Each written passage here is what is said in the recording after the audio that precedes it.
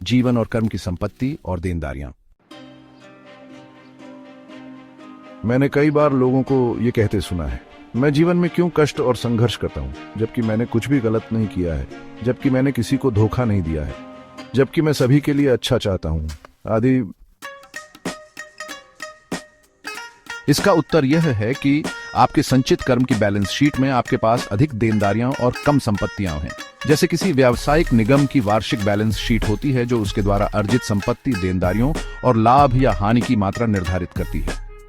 इसी तरह ब्रह्मांड में एक रिकॉर्ड होता है, कुछ इसे आकाशिक रिकॉर्ड कहते हैं, जो निर्धारित करता है कि किसी के पास जीवन में कितनी संपत्ति, अच्छे कर्म, देनदारियां, कार्मिक बोझ और लाभ, जीवन का आनंद, या हानि, दुख और संघर्ष है। किसी व्यवसाय का घाटा या लाभ होना काफी हद तक उसके प्रबंधन, परिसंपत्तियों के उपयोग पर निर्भर करता है, ताकि अधिक लाभ कमाया जा सके और अधिक संपत्तियां संचित की जा सकें, जिससे देनदारियां कम से कम हो। इसी तरह जीवन का आपका प्रबंधन, आपके कर्म, ये निर्धारित करेगा कि आप कितनी संपत्ति या देनदारियां जमा कर रहे हैं, आप अपने कर्मों से कितना लाभ या हानि उठा रहे हैं।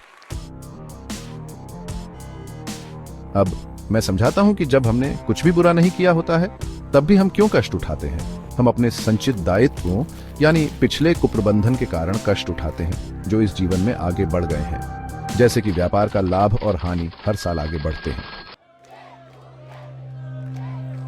हम जितनी अधिक संपत्ति यानी अच्छे कर्म जमा करेंगे, उतना ही अधिक लाभ, जीवन का आनंद आपके जीवन में आगे आएगा। लेकिन पहला लाभ पिछले ऋणों यानी हानि को चुकाने में उपयोग किया जाता है, इसलिए दुख और संघर्ष पहले आते हैं, उसके बाद ही अच्छा समय आता है, खासकर उन लोगों के लिए जिनका 9वां भाव छठे भाव से जुड़ा हुआ है। यह चार्ट हमारे सभी पिछले जन्मों की बैलेंस शीट है, जो हमारे कार्यों, विचारों, भावनाओं, हमने क्या जमा किया, हमने क्या खर्च किया आदि को दर्शाता है। हमारा वर्तमान जीवन हमारे पिछले कर्मों की बैलेंस शीट की नींव पर चल रहा है।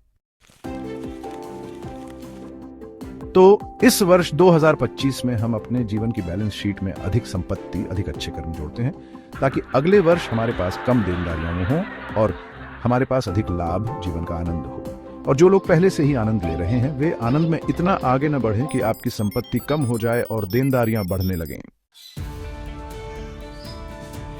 इस वर्ष अधिक अच्छे कर्म जोड़ने के लिए तीसरे घर प्रयासों के स्वामी इच्छा शक्ति का उपयोग करें। Happy new year 2025।